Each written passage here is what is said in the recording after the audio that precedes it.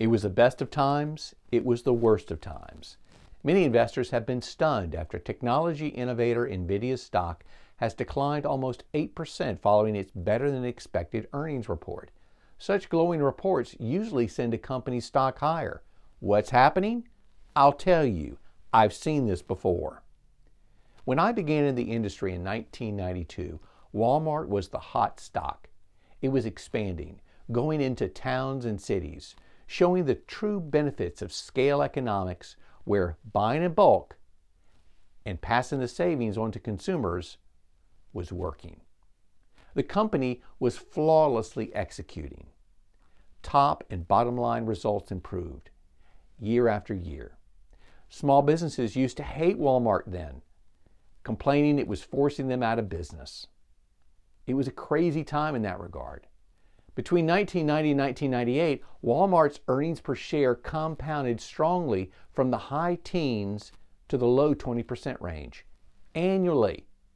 As a result, the stock rose and rose. The price to earnings, or PE multiple, expanded from around 27 to 59 times earnings around 1999. This was at a time when other major retailers were selling at 15 to 20 times earnings. A person who had invested $10,000 in January 1990 saw the value of his Walmart stock appreciate to around $121,000 by the end of 1999. Walmart's revenue continued to rise double digits. Its earnings per share kept increasing at a solid rate, about 14% a year over the next 3 years, and store expansion continued aggressively. In other words, there was no collapse in the fundamentals. However, and this is a big however, the stock didn't advance. Instead, it went flat to sideways to downward. This occurred from roughly 2000 to 2012.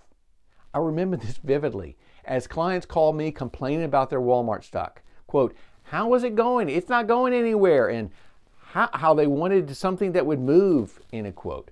Most folks were intractable though. They had to get out of Walmart. In financial terms, Walmart's experienced value compression. Its price to earnings ratio fell from 59 times to 29 times, which was about a 50% decline. Investors felt Walmart was maturing and no longer the hyper-growth trajectory. What did Walmart stock do? It actually declined 27% over those immediate 3 years. The client whose Walmart equaled $121,000 in 1999 had only around $88,000 at the end of 2002. Because Walmart's growth had slowed from 17% a year to 11% a year, its stock didn't rise above the 1999 valuation of $121,000 until, guess what? June 29, 2012. Well, how does this apply to Nvidia? Value compression is real. On July 18, 2023, Nvidia reached an all-time price-earnings ratio of 247 times earnings. We did not sell our shares. The company's 3-year compounded growth rate then was about 114% a year. The shares then were around $47. Now the company's 3-year compounded annual growth rate is around 264%, and the shares are about $180 a share.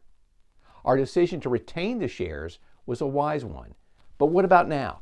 What we need to focus upon is the future for Nvidia based upon company guidance and consensus estimates. 3 years earnings per share annual growth rate, and it might be around 50%.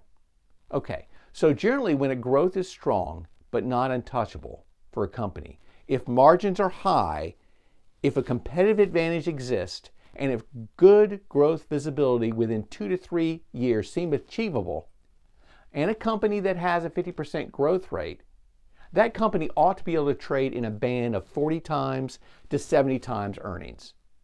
Currently, Nvidia stock has a price to earnings ratio of around 47 to 49, so it's in the band. If the stock traded to the lower end of the band, i.e. 40 times, it would apply a stock price of $162. However, since stocks generally trade on future earnings, a more realistic $188 price would be 40 times the 2026 earnings. So the stock trading at around 180 would be a great competitive entry point. In summary, there is little evidence to support sustained value compression for Nvidia presently. There's lots of noise though, but the noise doesn't seem to match reality. Nvidia has a true competitive advantage. It has high margins. It has a promising growth prospects.